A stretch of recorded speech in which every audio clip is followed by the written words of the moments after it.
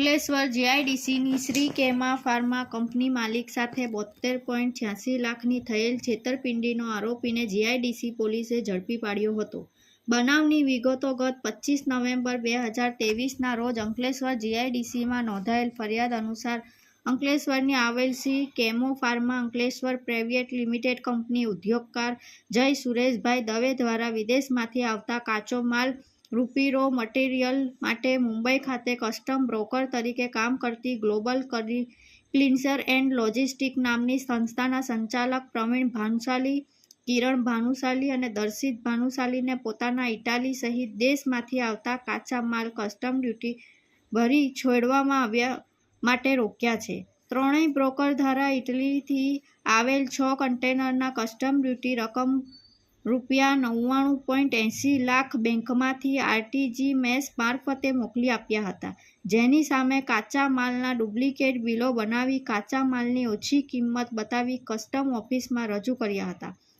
કિસ્મત ડ્યુટી રૂપિયા ભર્યાની ખોટી રસીદ બનાવી કુલ ₹99,89,516 કસ્ટમ ડ્યુટી ભરી ના હતી અને તેના બદલે ખોટા બિલ આધારિત ₹27,03,019 કસ્ટમ ડ્યુટી ભરી હતી અને બાકીની ડ્યુટી રકમ ₹72,86,497 નહીં ભરેની Shri Chemo Pharma Ankleshwar private limited company સાથે છેતરપિંડી કરી હતી.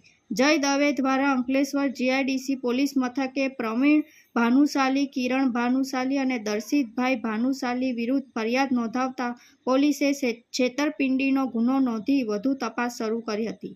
જે ફરિયાદ આધારે અગાઉ પોલીસે પ્રવીણ ભાનુશાલી અને કિરણ ભાનુશાલીને ઝડપી પાડ્યો હતો. જોકે છેલ્લા 2 વર્ષથી દર્શિત ભાનુશાલી પોલીસ ધરપકડથી બચી રહ્યો હતો. જીઆઈડીસી PIRH વાળા દ્વારા પોલીસ મથકના વોન્ટેડ આરોપીઓને ઝડપી પાડવા માટે કવાયત શરૂ કરી ટેકનિકલ સર્વેલન્સ અને હ્યુમન ઇન્ટેલની ટીમ એક્ટિવ કરી હતી. દરમિયાન મુંબઈના હ્યુમન ઇન્ટેલથી ચોક્કસ માહિતી મળી હતી કે દર્શિત ભાનુશાલી મુંબઈ છે.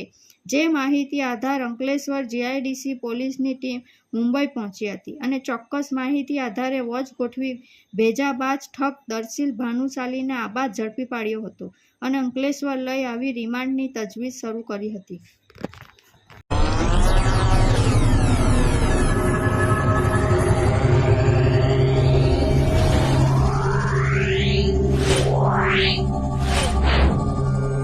Yeah.